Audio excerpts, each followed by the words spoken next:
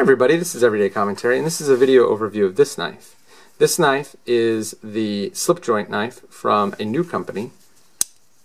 Let's see if we can get in there.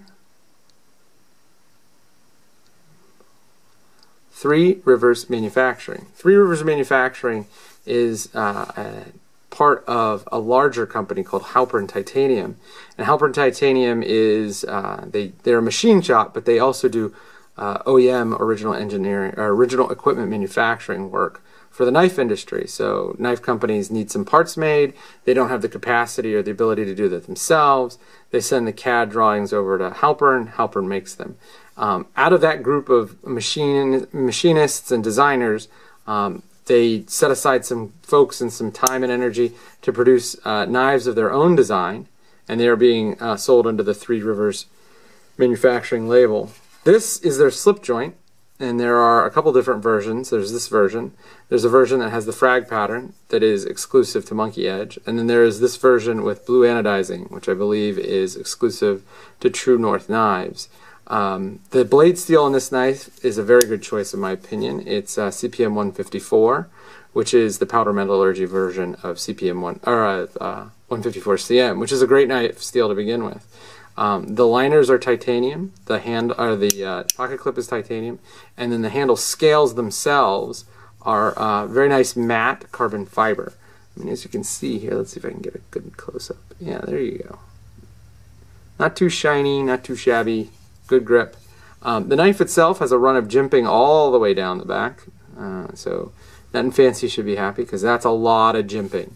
But really, it's the shape of the knife that locks it into your hand. I mean, this is a very small knife, and the purpose of this knife is to be sort of universally legal. It is, in fact, a slip joint. There is nothing that locks the knife in place, though there is something that holds the knife in place. It doesn't lock it. And so what happens here is that these two liners, the top portion is cut out, sort of like the way a lock bar works. If you can see in here, let me see if I can get a... There you go. And inside there, those on each side are those little cutouts, and they ride up and down. They go like shh, shh, shh, shh. And in between the cutouts is a bar, and the bar locks into a notch on the back of the knife. Let's see if I can. There you go. Right there. And so as you open the knife and close the knife, the bar pops out of the notch. So what I'm going to do is I'm going to show you the notch as it works, but because I don't have three hands, I'm going to hold my flashlight in my mouth.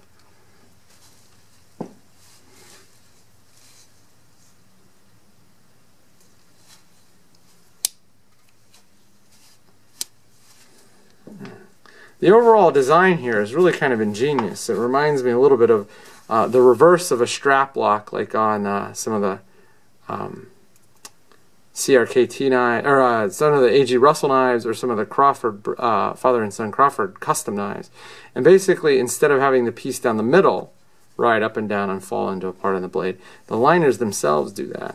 And I have a feeling that if they wanted to, Three Rivers Manufacturing could easily mod this into being a locking knife. Instead of making the bar round, they can make the bar square and have it fit into a square piece. And they have like a little thumb plate right here that you could lift up and then, you know, give it one of these, close the knife two-handed. It would be very easy to do. That said, this knife was designed to basically be sort of a universally legal knife. And of course you have to check your local knife laws, but there are two things that make it that. First, the blade shape, or the blade length. The blade length is very small. It's under 2.5 inches. And then, again, the fact that it's a slip joint makes it a non-locking knife.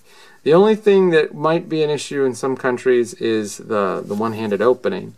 But I think that if you don't have to worry about this, and you can't have a locking knife, this is one of the nicer knives out there. I mean, Spyderco made the Terzula slip joint. It was a really great knife, but that's not made anymore. And even if it was, I'm not sure if I would like it better than this knife. The pocket clip design here is really incredible. So there's one standoff here, and the standoff is milled so that there's a little space between the liner and the scale, and in that space they slip the pocket clip, and then the screw that holds the standoff together passes through the pocket clip and attaches on this side. So it's a really nice deep over the top deep carry pocket clip. If you want to switch it, you can. There's also an insert, and then insert would just come out and put on the other side. The knife itself is exceptionally simple. It has a half and half finger choil, so half of it's on the knife and half of it's on the handle. It has another choil here. The overall feel of this knife is really, really great in the hand, and it's pretty hard to lock it closed on your fingers. Unlike Spyderco knives that have this half and half choil, this also has a true ricasso, so you can sharpen the knife all the way to the edge. It not only adds safety to the knife, but it makes the knife easier to maintain. The blade steel is, as I said, CPM 154. It's been stone washed, as is all the titanium here. The clip is a great clip, perfect tension on the clip. The carbon fiber looks nice. The knife is comfortable in the hand. The blade shape is great. Very high utility. The thumb opener is good. I wouldn't say it's great, but it's definitely good. Maybe as I use it more often, I'll figure out that I like it better, or figure out how to really hit it. One issue is it's never going to be super smooth, because as a slip joint, it's basically using tension on the back of the blade to make the whole thing work.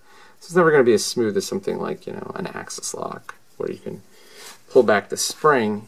And if you do this, that knife will close on its own. It'll never be that smooth because of the design. But overall, if you can't have a locking knife, you are going to be hard pressed to find a knife nicer than this. There are a lot of nice Spyderco slippets, including the Pingo, but none of them have materials that are this nice, and none of them feel quite as solid in the hand. And certainly none of them have a pocket clip that is this good. This is an excellent pocket clip. So this is an video overview of the Three Rivers Manufacturing slip joint, and you can expect a review shortly.